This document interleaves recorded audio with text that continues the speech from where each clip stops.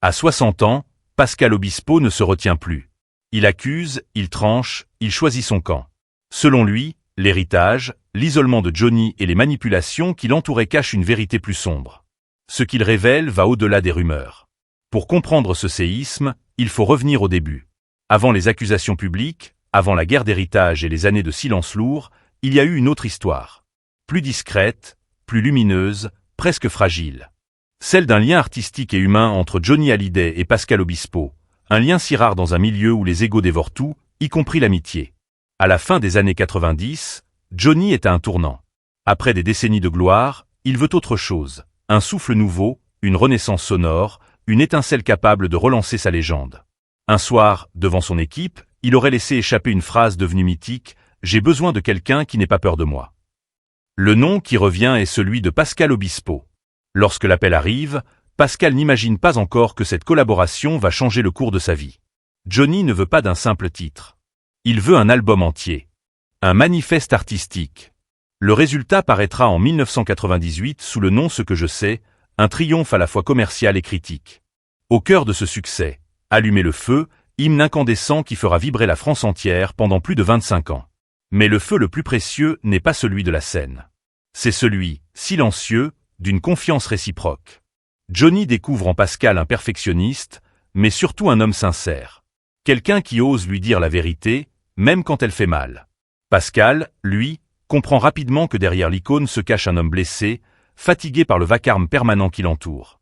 Dans le studio, leur relation se scelle à travers des affrontements presque rituels. Johnny teste, provoque, recule l'effort pour voir si Pascal cédera. Pascal, lui, refuse la médiocrité. Il exige, il s'oppose, il tient tête. Leur complicité se construit ainsi, sur la confrontation autant que sur l'admiration. Hors micro, Johnny cherche souvent à s'échapper de ce qu'il appelle la smala. Avec Pascal, il se retrouve enfin seul, enfin vrai. Il parle musique, mais aussi solitude, vieillesse, fatigue d'être un mythe. Et un soir, Johnny confie une phrase que Pascal n'oubliera jamais.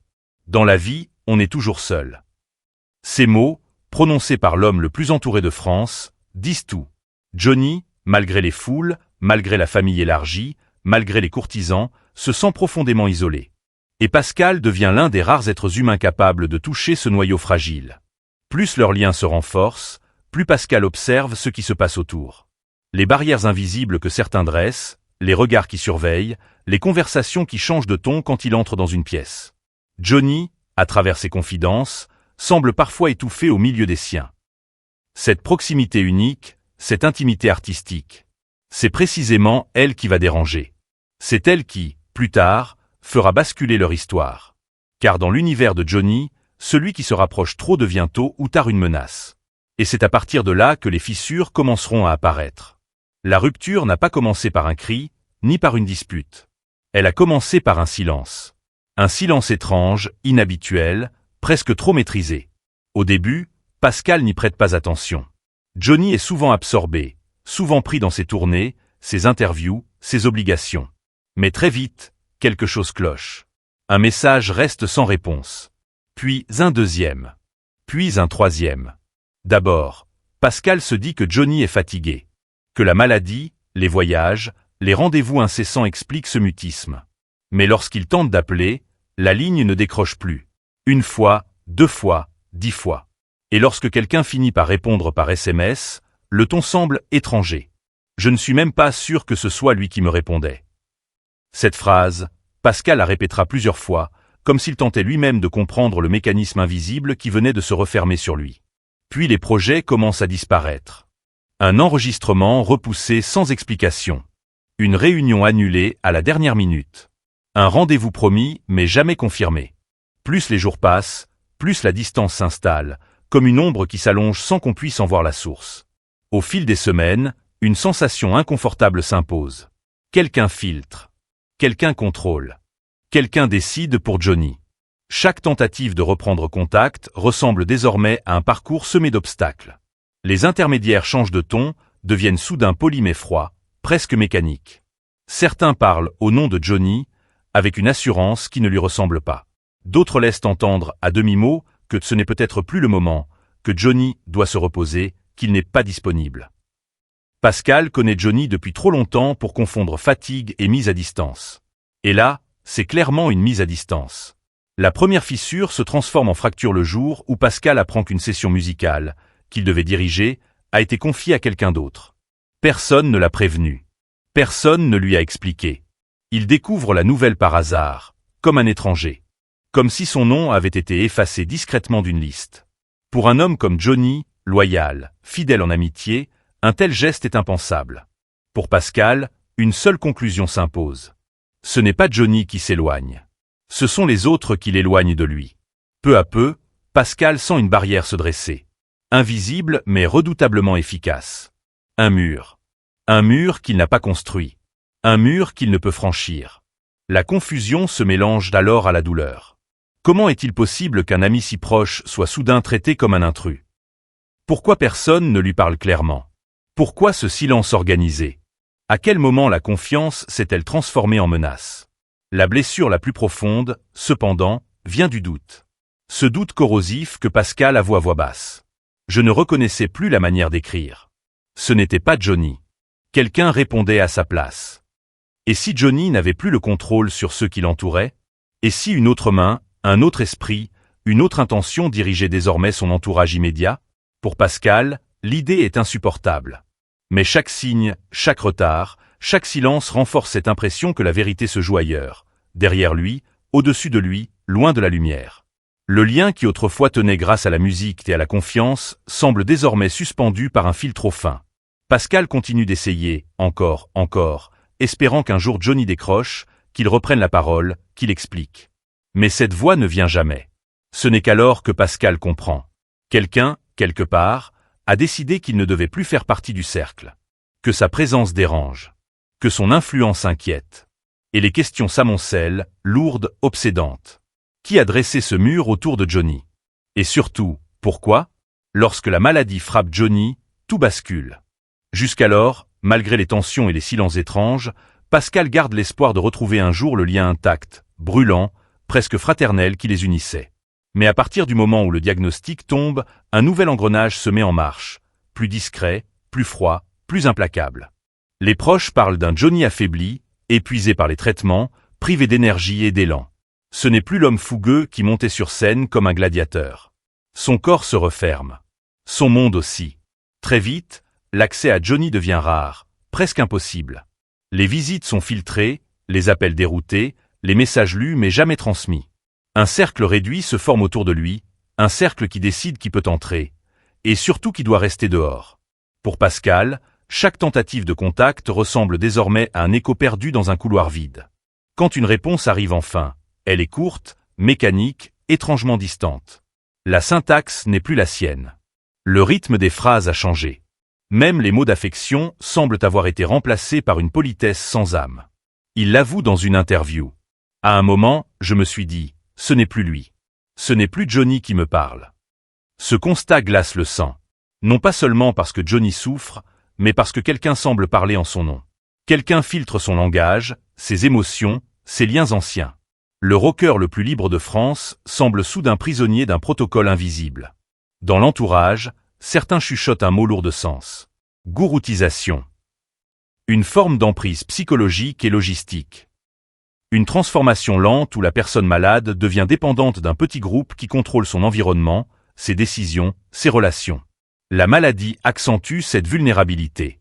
Johnny, diminué physiquement, se repose naturellement sur ceux qui sont présents au quotidien. Mais cette présence, au lieu d'être un soutien, devient progressivement un filtre, un rempart, un outil de contrôle. Ceux qui veulent le voir se heurtent à des réponses évasives. Ce n'est pas le moment. Il dort. Il doit se préserver. Presque jamais une réponse venant de lui. Les témoignages convergent. Le rocker n'avait plus de liberté de mouvement dans ces derniers mois. La maison s'est transformée en forteresse. Les visites, non validées, étaient impossibles. Certains amis de 40 ans ont été refoulés à la porte. Même sa famille proche s'est vue opposer des refus incompréhensibles. Johnny n'était plus maître de ses choix. Ni de ses mots. Ni, peut-être, de sa propre volonté. Pascal, qui connaît par cœur les nuances de sa voix, perçoit un changement encore plus inquiétant. Quand il réussit enfin à obtenir une brève communication, Johnny lui semble hésitant, fatigué, comme s'il surveillait chaque syllabe, comme s'il avait peur que quelqu'un écoute, ou que quelqu'un juge. L'homme qui, autrefois, riait fort et parlait sans filtre ne parle plus qu'à demi-voix. Ce silence inhabituel pèse comme une chape de plomb. Pascal comprend alors que Johnny n'est pas seulement malade, il est seul. Une solitude beaucoup plus cruelle que celle qu'il avait confessée un soir dans le studio. Cette fois-ci, ce n'est plus une solitude philosophique. C'est une solitude orchestrée. Plus les semaines passent, plus le contrôle semble total. Les décisions médicales, les déplacements, les communications, tout passe par ce cercle réduit. Et à mesure que l'étau se resserre, Pascal sent la colère remplacer la tristesse. Il sait que Johnny aurait voulu voir ses amis. Il sait qu'il aurait voulu parler à ses enfants. Il sait que jamais le rocker n'aurait accepté d'être coupé du monde qui l'a nourri. Mais la réalité est là. Dans les derniers mois de sa vie, Johnny n'est plus entouré que par ceux qui ont intérêt à maîtriser l'histoire, à maîtriser l'image, à maîtriser l'héritage. Alors une question s'impose, silencieuse, terrifiante, inévitable. Si Johnny a été isolé, si ses mots ont été filtrés, si ses liens les plus anciens ont été coupés, alors qui, exactement, avait intérêt à ce que personne ne puisse l'atteindre? Le 5 décembre 2017, la France pleure Johnny Hallyday. Les écrans diffusent des images de foule en larmes, de bikers roulant au pas, d'un cercueil porté comme un symbole national. Mais au moment même où le pays tente d'unir sa peine, une déflagration silencieuse se prépare. Une déflagration qui ne concernera pas la musique, mais la famille. Et lorsque la bombe explose, elle laisse derrière elle un paysage de ruines. Quelques jours après la mort du rocker, un document émerge, un testament américain, signé en Californie. Un texte froid, administratif, implacable. Un texte qui stipule que l'intégralité de l'héritage revient à Laetitia et à ses deux filles adoptives, Jade et Joy.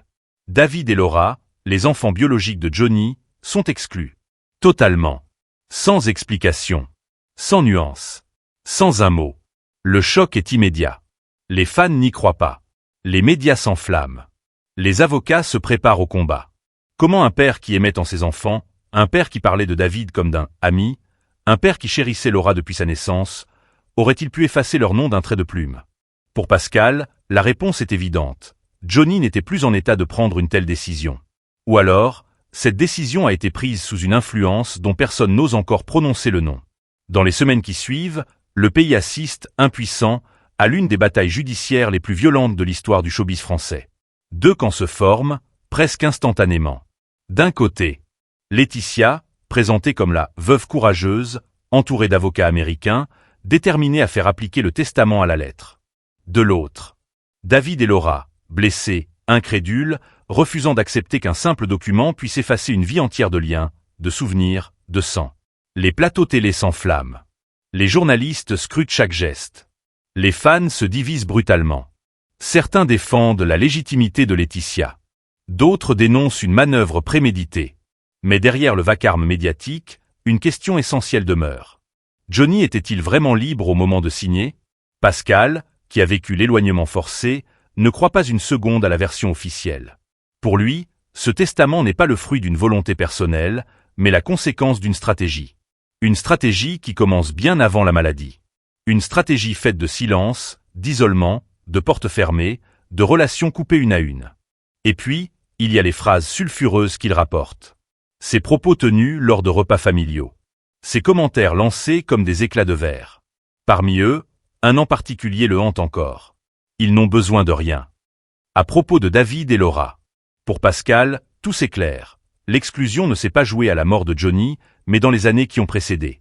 Chaque silence imposé, chaque appel filtré, chaque rencontre empêchée faisait partie d'un scénario plus large. Celui où le rocker, affaibli, est peu à peu séparé de ceux qui auraient pu contester, influencer, protéger. La bataille judiciaire devient alors le miroir de cette manipulation. David et Laura, humiliés publiquement, se battent non pour l'argent, comme certains le prétendent, mais pour la vérité. Pour la reconnaissance. Pour la mémoire de leur père. Une mémoire qu'ils savent déformer, confisquer, remodeler pour servir d'autres intérêts. Pendant ce temps, Pascal observe. De loin, mais avec un déchirement profond. Lui qui a partagé tant de moments d'intimité avec Johnny ne retrouve plus rien de l'homme qu'il connaissait dans ses procédures glaciales. Rien, sauf un détail troublant, l'absence de cohérence. Johnny, le père aimant, n'aurait jamais laissé ses enfants sans un mot. Johnny, l'homme libre, n'aurait jamais signé un document qui engage sa famille pour l'éternité sans en discuter avec ses proches. Alors qui a tenu le stylo? Qui a soufflé les phrases? Qui a veillé à ce que certaines lignes ne puissent jamais être modifiées? Au fil des mois, une certitude se cristallise chez Pascal. Ce testament n'est pas seulement un acte juridique.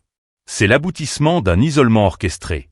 La France, elle aussi, commence à douter. Les révélations se multiplient. Les témoignages s'entrechoquent. Chaque nouvelle pièce du puzzle semble confirmer l'impensable. Dans les derniers mois, Johnny n'était plus maître de sa vie, encore moins de son héritage. Mais si ce scénario, aussi sombre soit-il, a pu se produire, alors une question brûle les lèvres. Qui avait le pouvoir et l'intérêt de diriger cette machinerie invisible? Pendant des années, Pascal Obispo s'est tu. Il a encaissé, observé, tenté de comprendre. Mais en 2025, quelque chose se brise.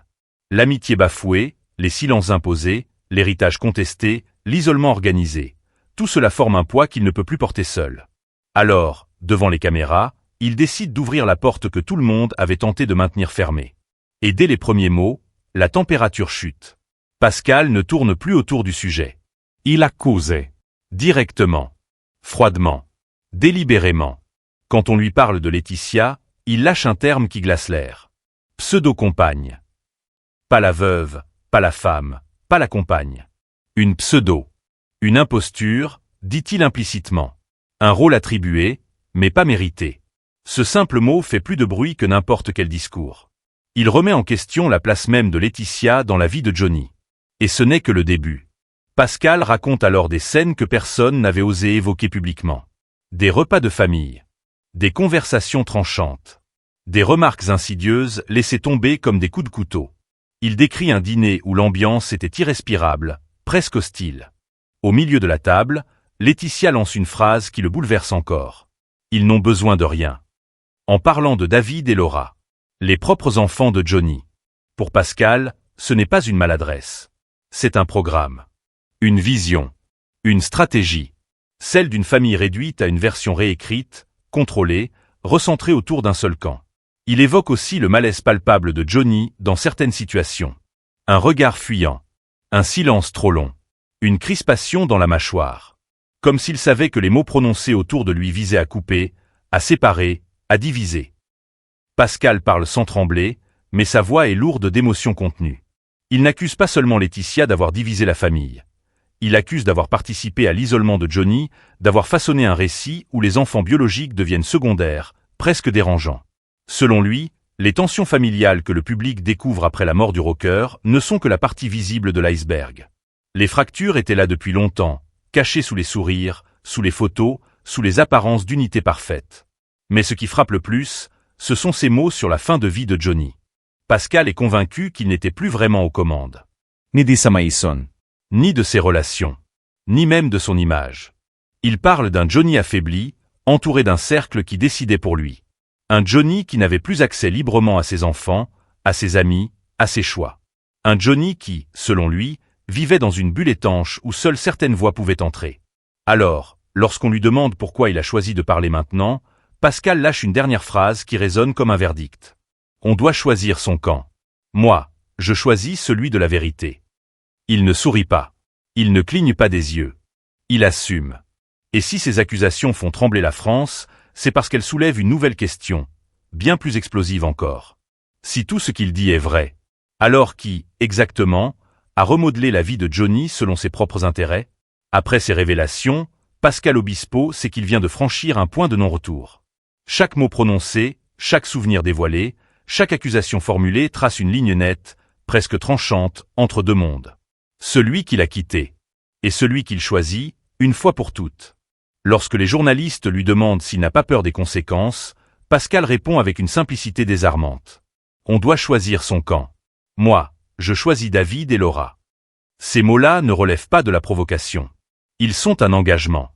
Une loyauté affirmée. Une frontière dressée. Pour lui, il n'y a pas d'ambiguïté possible. Il y a ceux qui ont été blessés, effacés, humiliés publiquement. Et il y a ceux qui ont profité du silence, de la confusion et de la maladie pour renforcer leur position. Pascal explique pourquoi son choix est si naturel. Il parle de David, qu'il décrit comme un homme d'une dignité rare. Il évoque ses larmes silencieuses aux funérailles, sa façon de porter le cercueil de son père sans un mot, sans un geste de colère, uniquement avec la force de ceux qui ont trop souffert pour encore crier. Il parle aussi de Laura, qu'il considère comme de la famille. Elle a été l'une des seules à reconnaître publiquement son soutien. Elle a déclaré « Pascal fait partie de notre cercle ». Et dans une famille déchirée, ces mots-là valent bien plus que n'importe quel testament.